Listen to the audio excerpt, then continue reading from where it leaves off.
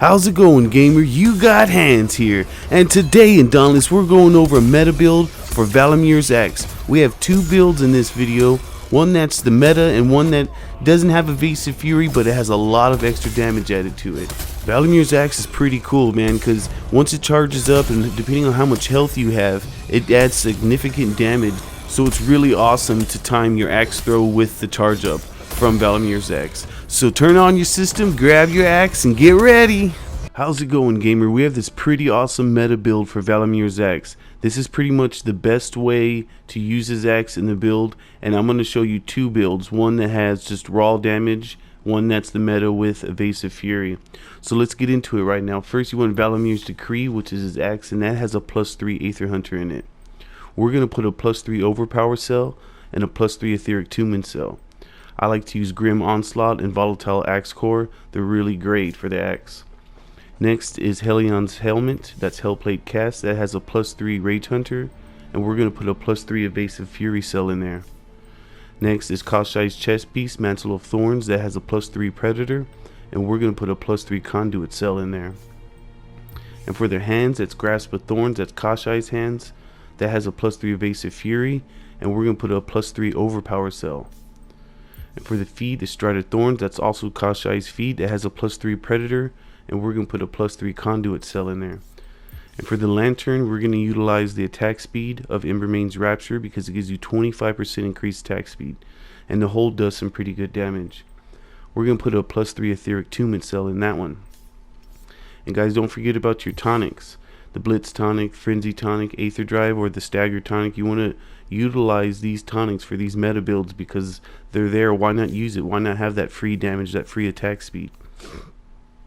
So all in all, we have a +6 Etheric Tumen, which charges our Embermane's Rapture so we can increase our attack speed as often as possible.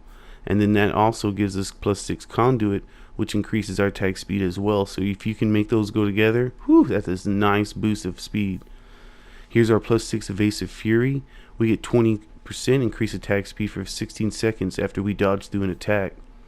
And then we have +6 Overpower, that's 60% damage and 35% damage from Predator. And then we have another 20% damage on Aether Hunter. And remember, when their behemoths are Aether charged, on the top right screen there'll be like a blue flame above them.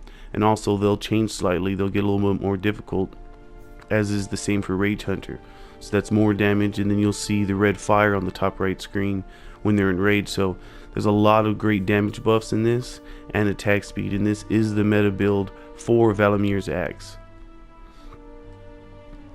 Next I have another build for him where it has no boost attack speed from Evasive Fury, but it's just all +6 raw damage. And as the same thing, you want Valomyr's Decree with Overpower and Conduit in it. And for the helmet, we're going to put a +3 Predator cell, and that has a Rage Hunter in it. And for the chest piece that has a +3 Etheric Tumen, we're going to put a +3 Aether Hunter cell. And then for the hands, this is Nasher's hands that has a +3 Rage Hunter, and we're going to put a +3 Overpower cell. And for the feet, it's Stride of Thorns, that's Koshai's feet, has a +3 Predator, and we're going to put a +3 Conduit. And we're going to utilize the same Lantern, Embermane's Rapture, for the increased attack speed, and we're going to put a +3 Aether. So this build is slightly different. As you can see, there's no Evasive Fury, but we're maxed out on Aether Hunter for 50% damage. We have our Etheric Tumen at 6 and our Conduit at 6, which that also increases our attack speed. And here's all of our +6 damages. +6 Overpower at 60%, Predator that's 35%, Rage Hunter that's 40%, and remember Aether Hunter, that's another 50%. So that's some great damage, but you're lacking the attack speed. So depending on which build you prefer, I hope you're able to make these, and I hope you're able to kick some butt with it. Alright gamer, that's all I got for you today. I hope you're able to make this build because it's pretty awesome, you know.